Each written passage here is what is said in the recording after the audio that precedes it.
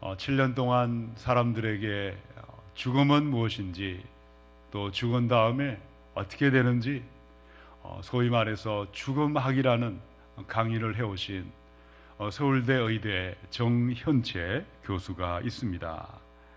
이분은 매일 아침에 신문을 보면 제일 먼저 보는 게 돌아가신 분들의 부검의 기사를 매일 챙겨보고 있습니다. 우리나라의 헬리코 박特균의 최고의 전문가라고 하십니다. 사람들을 만날 때마다 매일매일 당신의 죽음을 준비하라고 이야기하고 있습니다. 얼마 전에 이분이 기자와 인터뷰한 기사가 실렸습니다. 내용을 보니까 이런 말씀을 하셨습니다. 인생은 학교로 치면 한 학기와 같습니다. 한 학기 열심히 공부하면 방학에 들어갑니다. 방학이 끝나면 또 새 학기가 시작이 됩니다.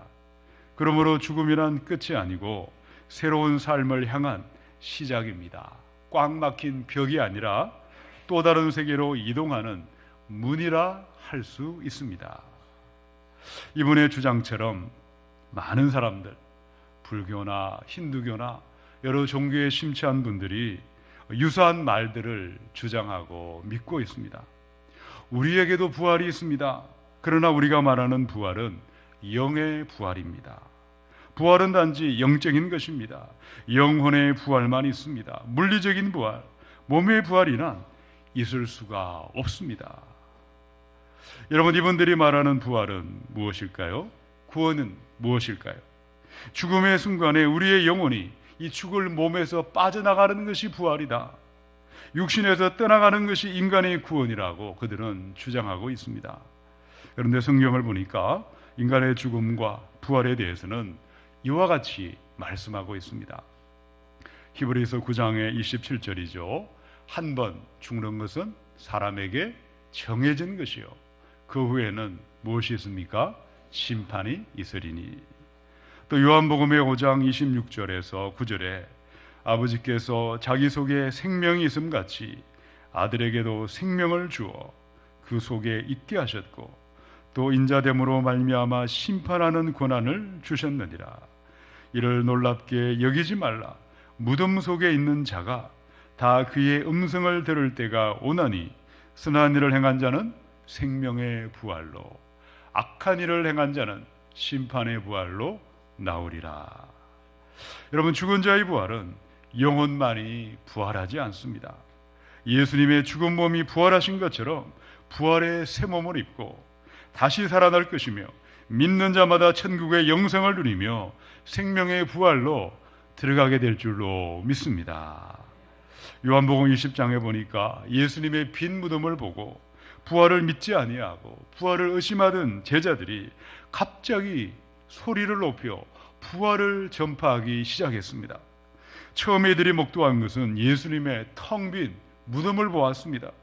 그러나 한순간 제자들은 예루살렘과 온 유대와 사마리아와 땅 끝까지 이르러 예수님이 다시 사셨다는, 우리도 주님처럼 부활할 것이라는 부활의 복음을 담대하게 증거하고 있습니다.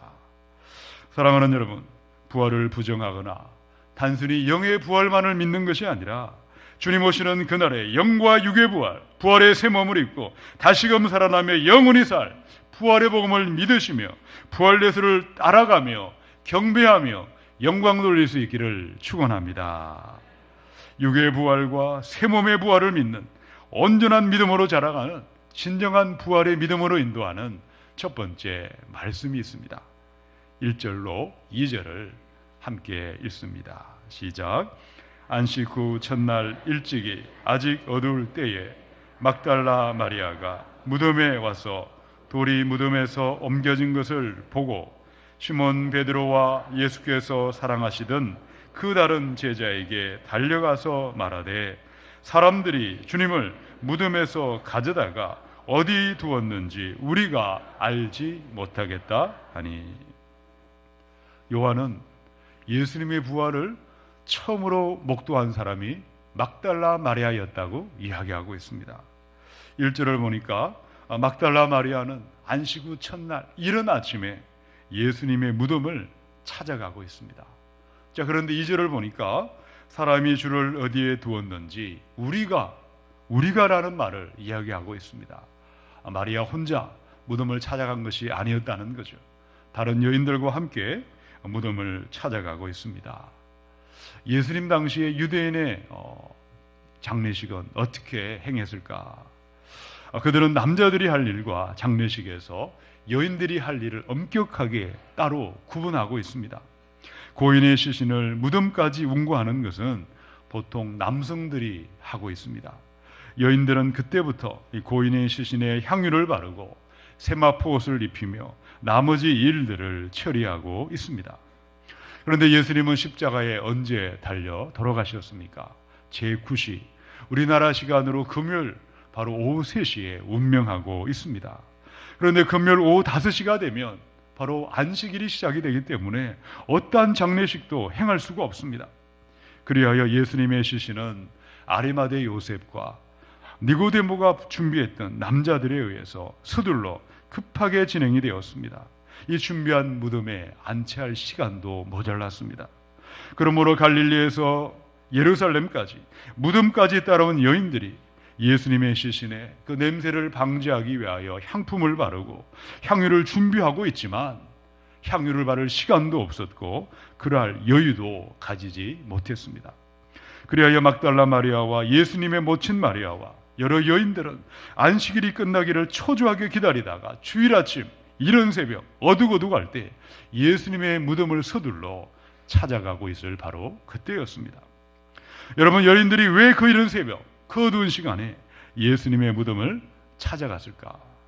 특별히 막달라 마리아라는 여인은 어떠한 여인이었을까? 우리 마가복음에 보니까 16장 9절, 예수께서 안식 후 첫날 이른 아침에 살아나신 후 전에 7 귀신을 쫓아내어 주신 7 귀신 들린 여인으로 살았던 그 사람이 바로 막달라 마리아였습니다.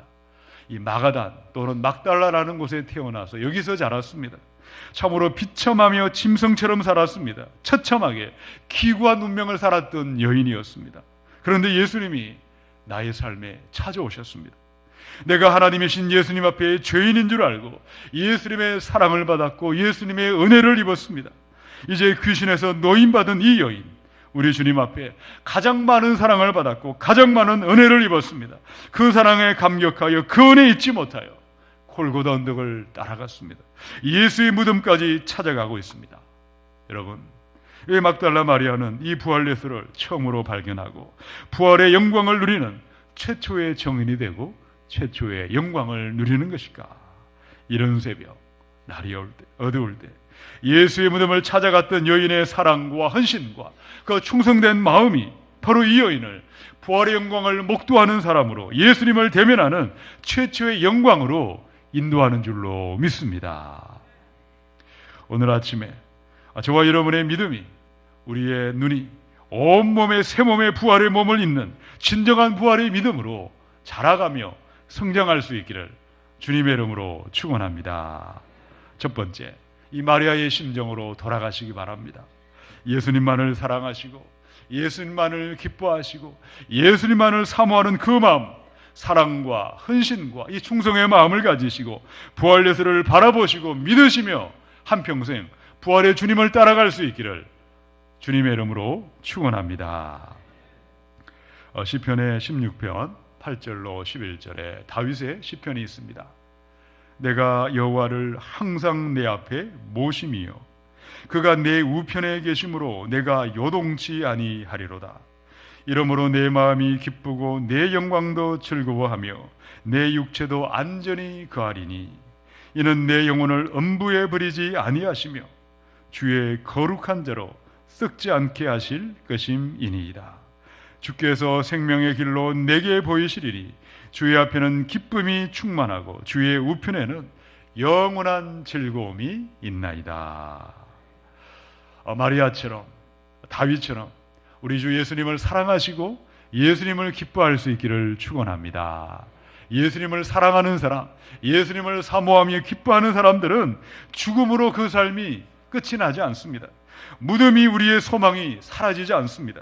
주님을 사랑하며 예수만을 기뻐하며 즐거워할 때마다 우리 영혼을 음부에 버리지 아니하시고 우리의 육신 또한 주님 오시는 그날에 부활의 새 몸을 입고 부활 예수님을 만나는 영광의 그 잔치자리에 저와 여러분이 함께 참여하게 될 줄로 믿습니다. 예수님만을 사랑하시고 예수를 사랑하는 마음으로 부활의 말씀을 들으시고 부활의 절기를 보내시며 다시 오실 부활 예수를 기다리고 준비할 수 있기를 축원합니다. 마태복음의 28장의 16절, 17절입니다. 11 제자가 갈릴리에 가서 예수께서 지시하던 산에 이르러 예수를 배웠고 경배하나 아직도 의심하는 사람들이 있더라. 나는 예수를 보아야, 예수를 만져야 부활을 믿겠습니다. 그런데 보고도 믿지 않고 만지고도 의심하는 사람들이 있었다고 성경은 이야기하고 있습니다. 도저히 나 같으면 믿을 텐데 어떻게 이런 일이 있을 수가 있을까? 여러분, 예수님은 부활하신 다음에 그날 저녁에 제자들이 유대인을 무서워해서 문을 꼭꼭 걸어 잠근 그곳에 함께 갑자기 나타나셨어요. 부활의 몸을 보여주셨습니다. 도마에게 말씀하셨어요.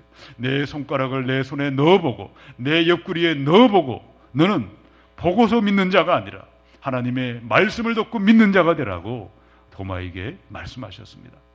엠마오 마을로 가던 제자들에게 나타나셨어요. 그들에게 말씀을 풀어주셨어요. 그리고 갑자기 주님은 또 사라지셨습니다. 갈릴리 바닷가에 고기 잡던 예수님을 3번이나 배반했던 베드로에게 찾아오셨어요.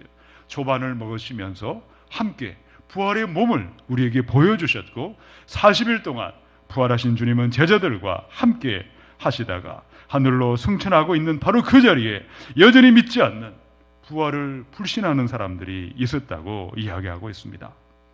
여러분, 부활이라는 것은 인간의 상식으로 믿어지는 것이 아닙니다.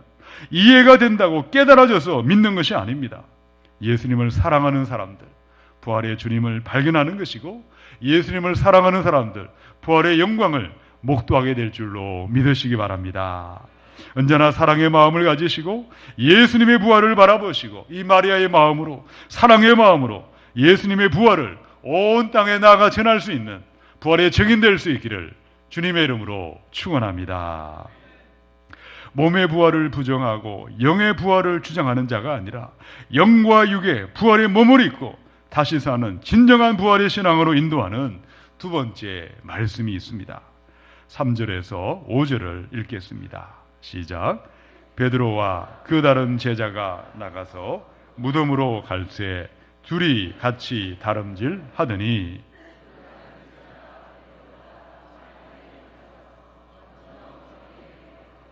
구부려 세마포 놓인 것을 보았으나 들어가지는 아니하였더니. 주일 아침에 거이른 새벽에 예수의 무덤을 찾아가던 여인들에게는 한 가지 걱정거리가 있습니다. 마가복음 16장 2절 3절.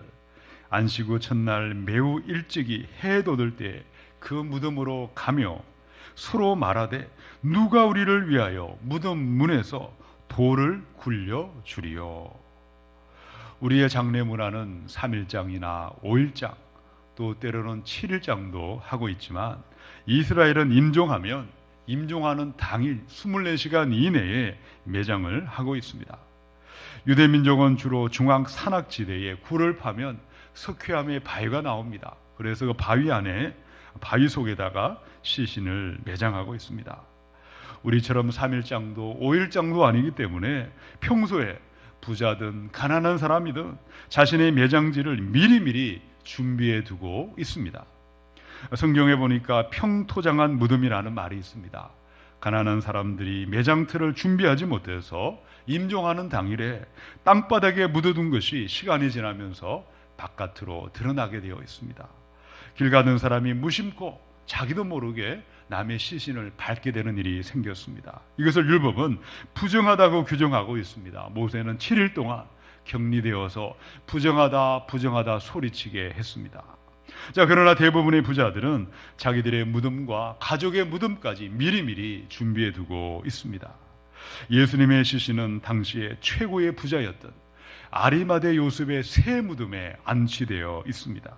금요일 저녁에 무덤에 안치되고 이 둥글게 다듬어진 커다란 바위가 그 무덤의 입구를 가로막고 있습니다. 여인들 한두 사람의 힘으로 이 무덤의 돌을 도저히 옮길 수가 없습니다. 더구나 대제사장들과 바리새인들이 예수님이 십자가에 운명하신 다음에 빌라도를 찾아갔습니다. 저 미혹하던 자가 자기가 죽으면 3일 만에 살아난다고 제자들은 믿지 않았던 것을 대제사장과 바리새인들은 혹시나 하면서 그들은 두려워했습니다.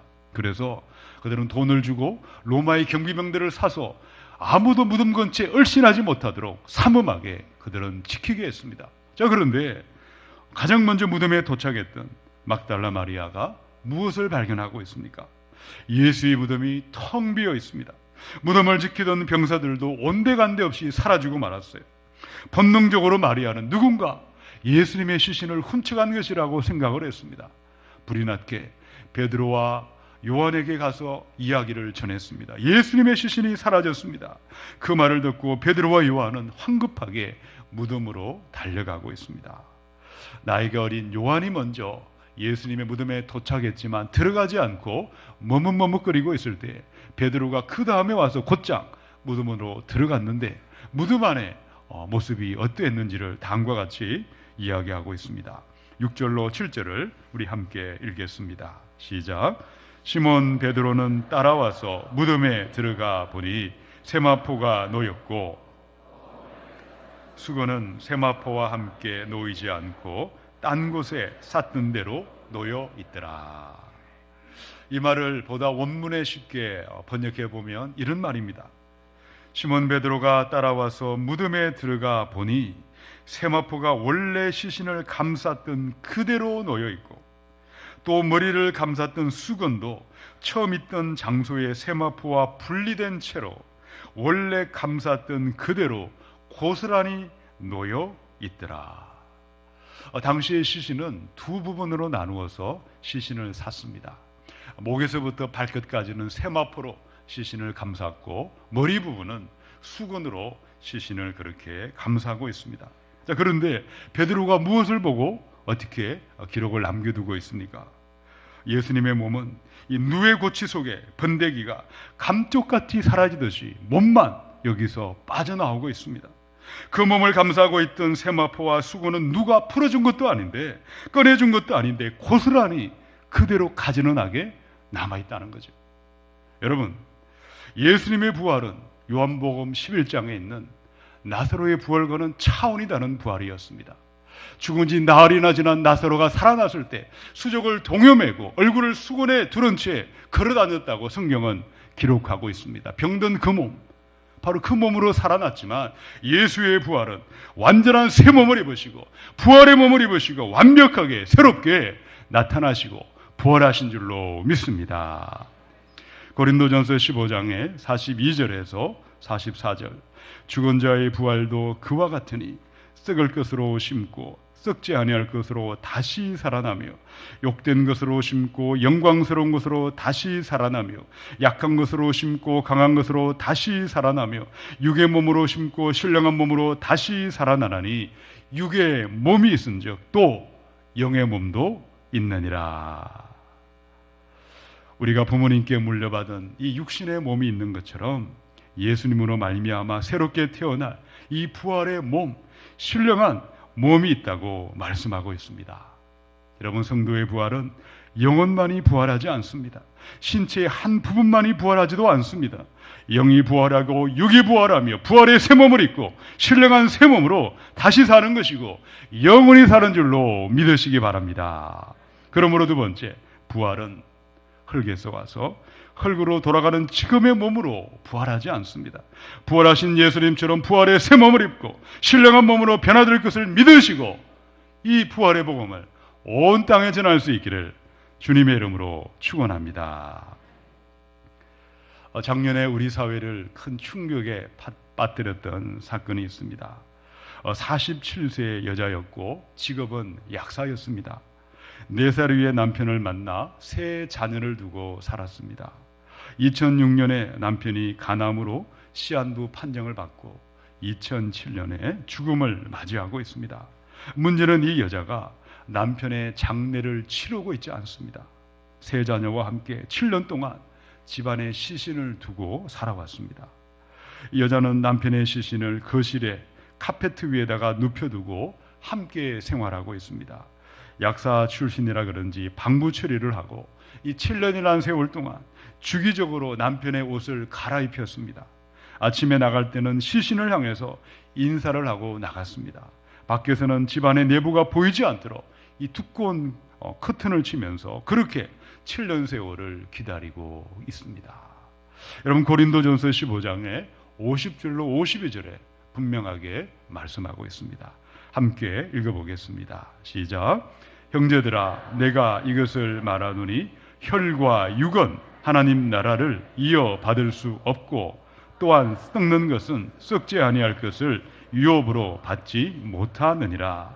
보라, 내가 너희에게 비밀을 말하노니 우리가 다 잠잘 것이 아니요 마지막 나팔에 순식간에 홀련히 다 변화되리니 나팔 소리가 나매 죽은 자들이 썩지 아니할 것으로 다시 살아나고 우리도 변화되리라. 아멘. 부활은 지금 우리가 입고 있는 이 몸으로 언젠가는 썩고 언젠가는 부패할 흙으로 돌아갈 이 몸으로 부활하지 않습니다. 어떤 사람들의 주장처럼 흙은 흙으로 돌아가고 영혼만 부활하는 것도 아닙니다. 사랑하는 여러분, 예수 모시는 그날에 온 땅에 천사의 나팔이 울려 퍼질 것입니다. 죽은 자들이 부활의 몸을 입고 살아날 것이고 산자의 몸도 변화되어 부활 예수를 만나게 될 줄로 믿으시기 바랍니다. 이 부활의 몸, 신령한 새 몸으로 변화될 것을 믿으시며 확신하며 이 부활의 복음을 온 땅에 전할 수 있기를 주님의 이름으로 축원합니다. 진정한 부활 신앙으로 인도하는 세 번째 말씀이 8절로 9절에 있습니다. 우리 함께 읽어보겠습니다. 시작. 그때야 무덤에 먼저 갔던 그 다른 제자도 들어가 보고 믿더라. 그들은 성경에 그가 죽은 자 가운데서 말씀을 아직 알지 못하더라. 예수님의 빈 무덤은 가장 먼저 막달라 마리아가 발견하고 있습니다. 그 사실을 제자들에게 알렸습니다. 베드로는 무덤에 달려가서 예수님의 시신을 있었던 그 자리를 그대로 보고 그 모습이 어떠했는지를 우리에게 기록하고 있습니다. 자, 그제서야 먼저 무덤에는 도착했지만 무덤 안에 들어가지 않았던 요한이 8절을 보니까 그 다른 제자가 무덤에 들어가 보고 믿었다고 기록하고 있습니다. 무엇을 보았을까요? 무엇을 믿었을까요?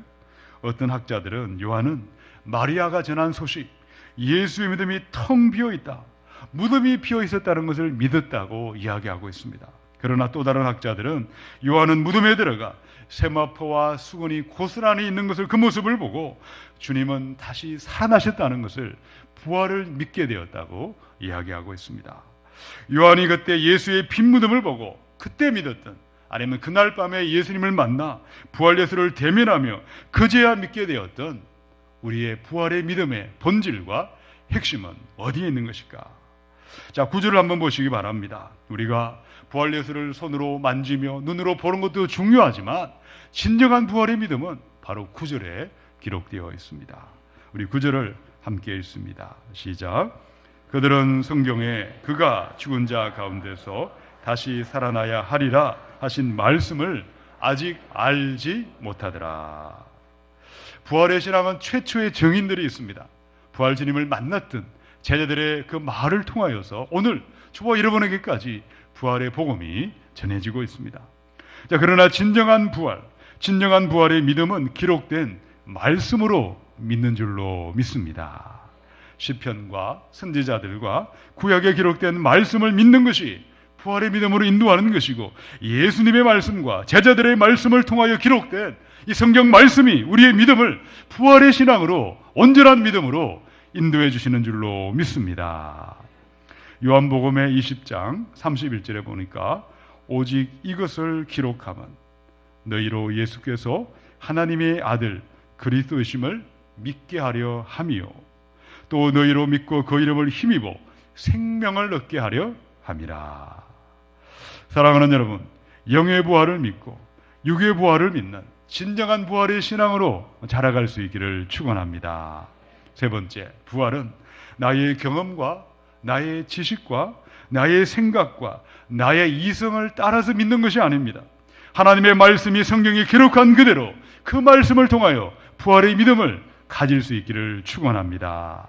예수의 말씀을 믿고 그 말씀 그대로 믿고 확신함으로 말미암아 이 부활의 믿음을 온 땅에 전하는 우리 모두가 될 수 있기를 주님의 이름으로 축원합니다.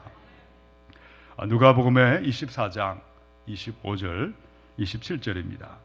이르시되 미련하고 선지자들이 말한 모든 것을 마음에 더디 믿는 자들이여 그리스도가 이런 고난을 받고 자기의 영광에 들어가야 할 것이 아니냐 하시고 이에 모세와 모든 선지자의 글로 시작하여 모든 성경에 쓴 바 자기에 관한 것을 자세히 설명하시니라.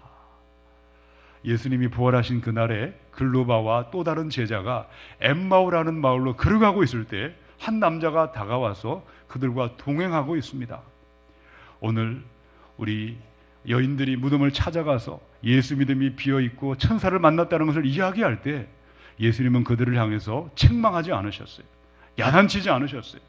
오히려 예수님은 모세와 선지자의 글과 모든 성경에 자신에 관하여 예언한 성경 말씀을 하나하나 풀어주시며 자세하게 그들에게 설명해주고 있습니다. 자, 그때 그들의 마음이 어땠을까요? 누가복음 24장의 32절에 있는 말씀이죠. 그들이 서로 말하되 길에서 우리에게 말씀하시고 우리에게 성경을 풀어주실 때 우리 속에 마음이 뜨겁지 아니하느냐. 오늘 저와 여러분의 마음이 하나님의 말씀을 통하여 여러분의 마음이 뜨거워지시고 부활의 믿음이 자라나시고 성장할 수 있기를 축원합니다. 하나님의 말씀이 우리가 임할 때에 하나님의 성령으로 말미암아 예수의 부활이 믿어지는 것이고 하나님의 말씀이 저와 여러분을 온전한 부활의 믿음으로 자라가며 성장하게 하시는 줄로 믿습니다. 하나님의 말씀은 살아있는 말씀이고 능력의 말씀입니다. 하나님의 말씀을 통하여 부활의 믿음으로 확신하며 하나님의 말씀을 통하여서 부활의 신앙을 온 땅에 전하는 우리 모두가 될 수 있기를 주님의 이름으로 축원합니다. 일본의 유명한 신학자 중에 우찌무라 간조라는 분이 있죠. 한 번은 한 대학생이 우찌무라 간조를 찾아와서 이야기를 하고 있습니다. 선생님, 왜 믿어지지 않는 기적을 계속해서 믿으라고 하십니까? 성경을 공부할 때마다 무리로 사람이 걸어갔다든지 죽은 사람이 살아났다든지 예수가 부활했다든 이런 기적을 빼버리고 성경을 공부하면 얼마나 좋겠습니까? 이 말을 듣고 이렇게 답변하고 있습니다. 학생이 원하는 대로 성경에서 인간의 이성과 상식과 현재의 과학기술로 도저히 받아들일 수 없는 기적을 빼버린다면, 죽은 자의 부활과 예수의 부활을 제거하고 공부하기를 원한다면 성경에는 단 두 가지만 남을 것이네. 제일 앞에 있는 홀리 바이블 껍데기와 제일 뒤에 있는 이 껍데기, 이 표지밖에 남을 것이 없다네. 사랑하는 여러분, 하나님의 말씀을 통하여 부활의 믿음을 여러분 확신하시고 온전한 부활의 믿음으로 자라갈 수 있기를 축원합니다. 성경을 제일 처음 펴면 뭐가 나옵니까? 창세기 1장 1절이 나오죠. 태초에 하나님이 천지를 어떻게 하셨죠? 창조하시니라. 하늘과 땅을 창조하신 하나님이, 능치 못함이 없으신 그 하나님이 우리의 죽을 몸을 부활의 몸으로 새롭게 하신 이 말씀을 믿을 수 있기를 축원합니다. 성경의 마지막에 무엇이 있습니까? 계시록의 22장 20절 21절이죠. 이것들을 정언하신 이가 이르시되 내가 진실로 속히 오리라 하시거늘 아멘. 주 예수여 오시옵소서. 부활하신 주님이 하늘 구름을 타시고 하늘의 천천만 성도들과 앞서간 수많은 성도들과 함께 천군 천사와 함께 하늘 구름을 타시고 다시 오시는 그 재림의 그날을 믿으며 확신할 수 있기를 축원합니다. 히브리 11장의 3절의 말씀입니다. 믿음으로 모든 세계가 하나님의 말씀으로 지어준 줄을 우리가 안다고 했습니다. 하나님의 말씀, 기록된 성경의 말씀을 통하여 부활의 하나님을 믿으시고 부활의 예수를 온 땅에 전하는 경관 부활의 신앙으로 자라가며 성장할 수 있기를 주님의 이름으로 축원합니다. 고린도에 보낸 바울의 편지 고린도전서 15장 20절로 22절을 읽고 말씀을 마치겠습니다. 우리 함께 읽습니다. 시작. 그러나 이제 그리스도께서 죽은 자 가운데서 다시 살아나사 잠자는 자들의 첫 열매가 되셨도다. 사망이 한 사람으로 말미암았으니 죽은 자의 부활도 한 사람으로 말미암는도다. 아담 안에서 모든 사람이 죽은 것 같이 그리스도 안에서 모든 사람이 삶을 얻으리라. 아멘. 이 부활의 이 복된 날, 진정한 부활의 믿음으로 여러분의 가정이 새로워지시고 이 몸된 교회 안에 부활의 능력이 충만함으로 부활의 복음을 전하는 거룩한 사명자가 될 수 있기를 축원합니다. 첫 번째, 마리아의 그 심정으로 예수님만을 사랑하시고 예수만을 사모하시고 예수만을 기뻐하며 부활 주님을 우리가 따라갈 수 있기를 축원합니다. 두 번째, 단순한 영의 부활이 아니라 우리의 부활의 새 몸을 입고 신령한 몸으로 변화될 그날을 믿고 바라보시기 바랍니다. 세 번째, 나의 지식과 나의 경험과 나의 이성으로 부활을 이해하는 자가 아니라 말씀에 기록된 그대로 부활의 말씀을 믿고 확신함으로 진정한 부활의 복음을 온 땅에 전하는 귀한 성도 될 수 있기를 주님의 이름으로 축원합니다.